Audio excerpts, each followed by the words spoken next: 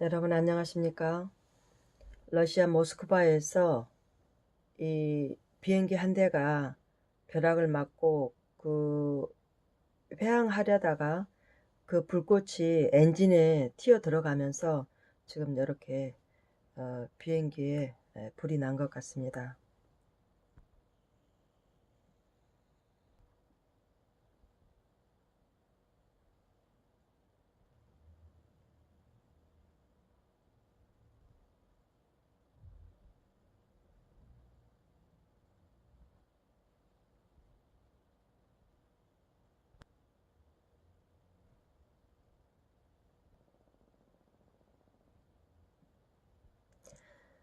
지금 얼마 전에도 그 인천 국제공항에서 네덜란드 암스테르담 스키폴 국제공항으로 가는 이 747 보잉기가 아, 그 회항을 하는데 실패를 했죠. 예, 뜨지를 못하고 그때 그 엔진 페일로 회항을 한 적이 있었습니다. 그리고 그 미국에서 보잉기 737 맥스에서도 추락하는 그런 일이 있었던 걸로 제가 알고 있는데요. 지금 이렇게 비행기 추락 사고들이 자주 일어나고 있습니다. 지금 오늘 그 모스크바에서 발생한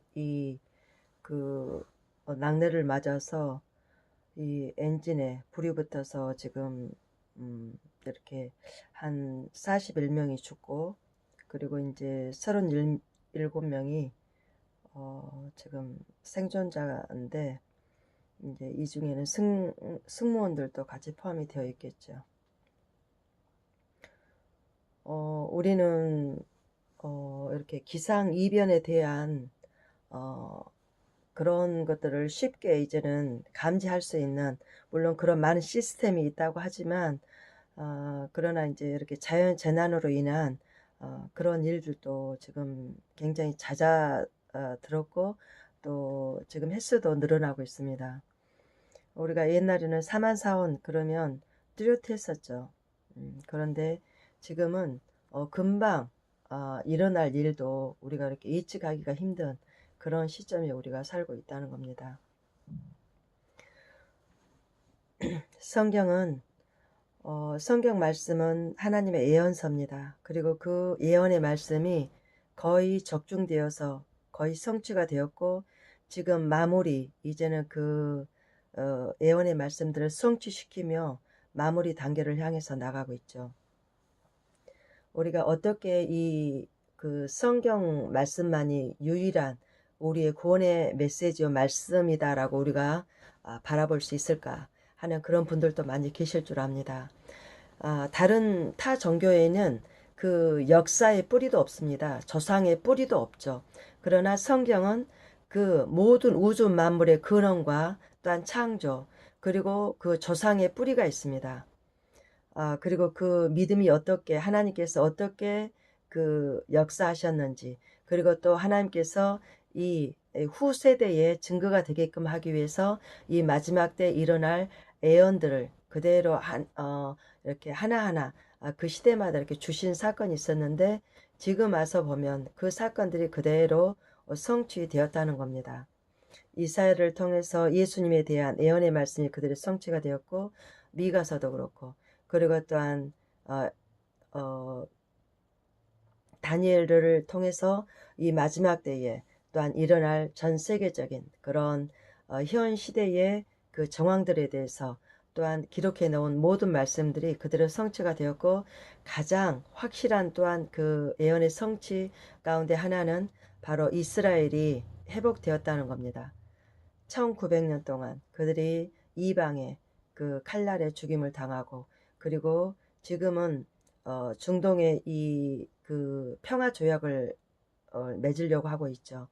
이 중동 평화 조약을 맺는다는 것은 이제는 제3성전이 지어지고 마지막 중에서도 마지막의 시간표를 가장 확실하게 보여주는 그런 사건이 됩니다.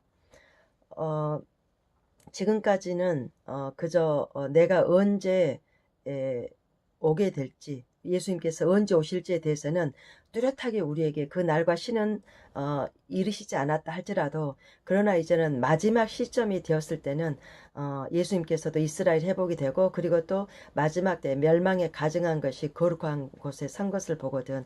그러면서 성전 그 지어지고 나서 그 안에서 이제 그 하나님의 가정이 여기시는 우상이 아마 이제 내가 하나님이다 라고 이제 나타날 것이다 라는 것을 지금 예고하고 계시죠.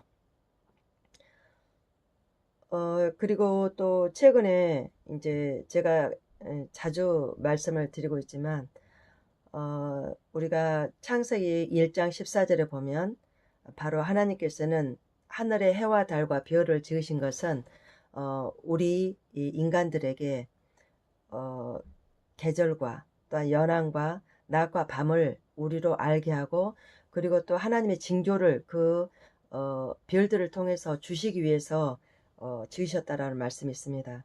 우리가 태양 주위로 이 행성들이 돌고 있는 별들이 우리가 확인할 수 있는 별들이 주로 한 10개 정도 된다고 합니다. 수금주와 목토 천해명, 그렇게 우리가 알고 있죠. 그런데 요한계시록 12장 1절에 보면 하늘에 큰 표적이 보이니 바로 하늘에 해 입은 여자가 있고 그 발에는 달이 있고 라는 그런 말씀이 있습니다. 그런데 이 말씀이 성취되는 사건이 바로 2017년도에 있었죠. 이 천문학을 연구하는 이 우주과학계에서는 굉장히 놀란 그런 사건이었습니다. 아주 많은 이들을 전율케 했던 그런 사건이었죠. 바로 이 6천년 만에 이 별들의 이 행성들이 일렬로 나열된 그런 사건이 있었는데, 바로 그 일렬로 나열된 그 사건 가운데서 바로 그 여자의 등에 어깨 위 있는데 거기에 해가 있었고, 그리고 발 옆에는 바로 수성 이 달이 있었다는 겁니다.